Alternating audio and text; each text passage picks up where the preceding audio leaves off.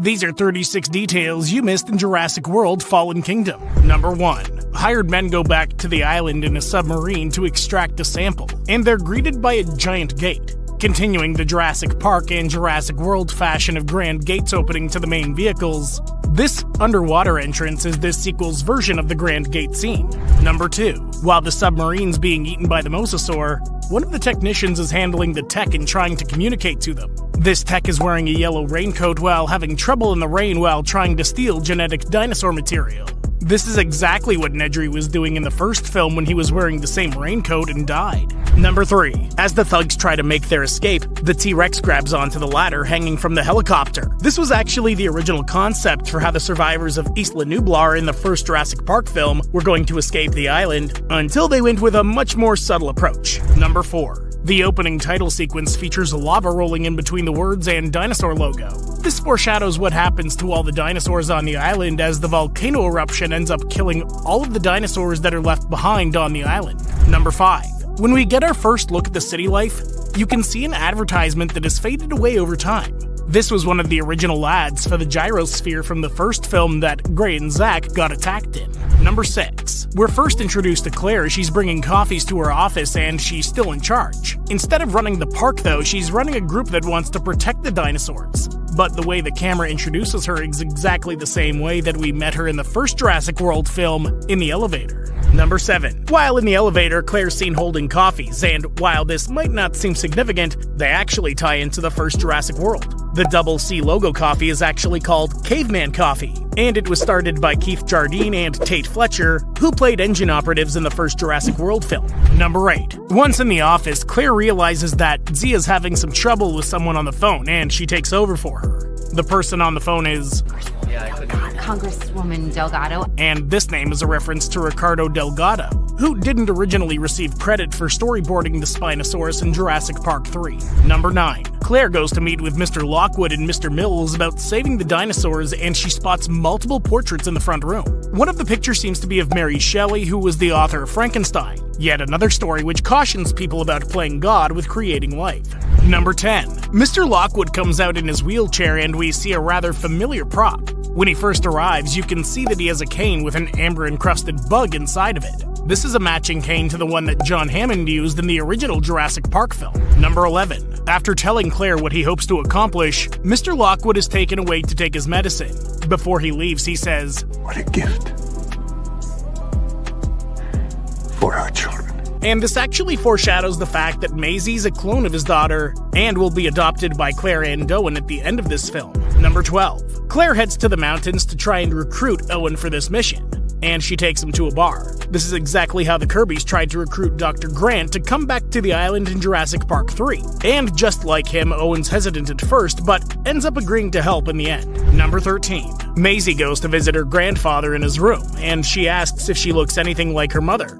Mr. Lockwood actually foreshadows the fact that she's his daughter's clone when he says, "Oh yes, you could be her mirror image," as she's technically a spitting image of her. Number 14. After the group gets back on the island, we can see that the majority of facilities are crumbling and gone. One corporate sign was still legible though, as Margaritaville's sign is laying on the ground as the vehicles enter Main Street. Number 15. After getting to the end of Main Street, everyone rushes outside to see what's crossing their path. This is the second time in the franchise that a Brachiosaurus has welcomed newcomers to the island of Isla Nublar, as this was also the first dinosaur that Alan Grant and his crew saw in Jurassic Park. Number 16. While Owen's tracking Blue through the jungle, he comes across a tour vehicle that's flipped upside down. This has been confirmed to be the same one that fell out of the tree when Tim was stuck inside during the first Jurassic Park film. Number 17. Franklin and Claire are locked inside of their bunker, and they soon have to deal with lava and a baryonyx. Obviously, the lava was CGI, but in order to produce the proper kind of lighting during filming, the crew set kitty litter on fire after dousing it in flammable liquid so that they could produce their own liquid fire. Number 18. After being double-crossed and attempting to outrun the volcano, Owen and the others gather behind a downed log. This series seems to enjoy having its protagonists hiding behind downed logs when a stampede's on the way, as it mirrors a similar scene from the first Jurassic Park film when Grant, Tim, and Lex took shelter from another stampede. Number 19. Everyone manages to escape onto the boat, but they look back to the island to watch the final dinosaur disappear in the lava, cloud, and ash. The directors confirmed that the Brachiosaurus that seemed bellowing towards the boat before dying is the same one that Alan Grant witnessed when he first arrived at Jurassic Park in 1993.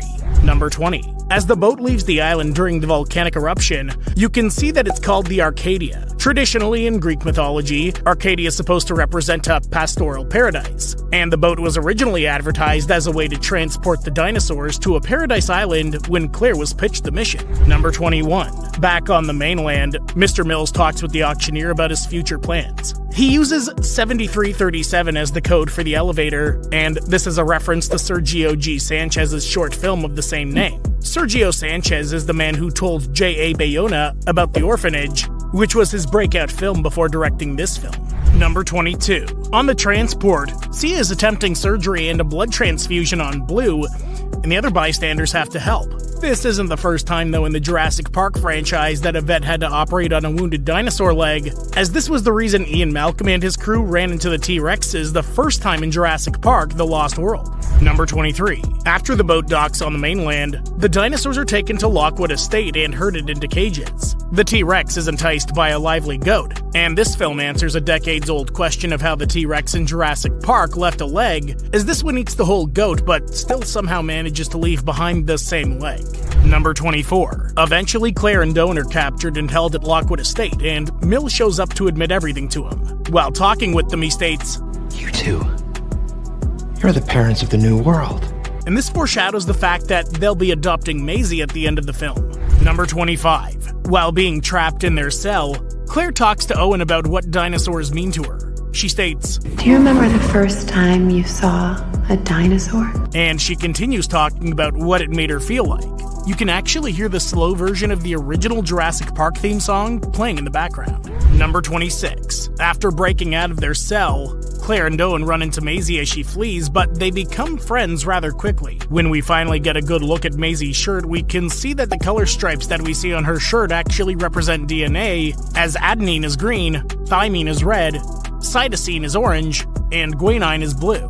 Number 27. After the Indoraptor's unveiled, Mills decides to go ahead with auctioning it off against Henry Wu's judgment. By the end of the auction, you can see that this prototype version of the species still managed to sell for $43 million in the end. Number 28. Wheatley hops into the Indoraptor's cage to extract it too, but the Indoraptor is definitely not knocked out. When it starts to eat Wheatley, you can tell by the screams that he's very much alive while it eats him. This ties into Alan Grant's original demonstration of what it's like for a raptor to eat someone. The point is, you are alive when they stop to eat you.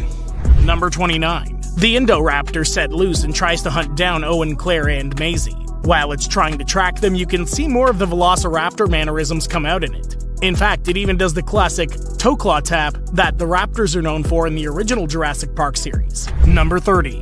While the Indoraptor hunts the others, Zia and Franklin are trying to turn the ventilation system back on to save the dinosaurs in containment. In classic Jurassic Park fashion, the only way to save them is to reboot the whole system. I have to reboot the whole system.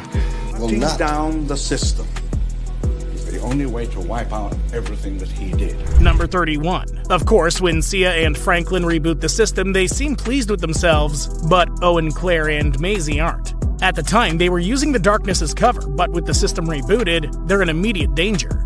This is exactly what happened to Ellie Sattler when the Jurassic Park system rebooted. Mr. Hammond, I think we're back in business. Number 32. Maisie manages to get away for a short time, but the Indoraptor's close on her tail. She ends up jumping into the dumbwaiter where she struggles with the door before the Indoraptor slams right into the door. This mirrors the struggle show Lex put on to taunt the Velociraptor in the first Jurassic Park film. Number 33. Maisie rushes to her bedroom to hide from the Indoraptor, but it's far too intelligent to be lost that easily. In fact, when it tracks her to her room, it opens up her door in the exact same way that the Velociraptors opened the kitchen door in the first Jurassic Park film. Number 34. Thanks to Blue, the Indoraptor's defeated as it falls onto the Triceratops horns and is impaled. It's actually a callback to the original Jurassic Park film, as the original storyboard called for one of the Velociraptors to be impaled by a rib bone instead of the T-Rex killing them both. Number 35. In the end, the T-Rex makes its way through the city to challenge another animal for dominance. She comes across a lion at the zoo and the two creatures roar at each other, but before she enters the area, she has to break the cables keeping people out. The sound heard of the cables breaking is the same as the ones we heard when the T-Rex first broke out at Jurassic Park. These creatures were here before us. And if we're not careful, they're going to be here after. Number 36. When it's all said and done, the dinosaurs are released and Owen, Claire, and Maisie leave to find a home. As they travel down the highway, they can see a family of 3 pterodactyls flying alongside them. This mirrors the pterodactyls that Alan and Grant saw flying alongside the helicopter at the end of Jurassic Park 3. And that's my breakdown of Jurassic World: Fallen Kingdom.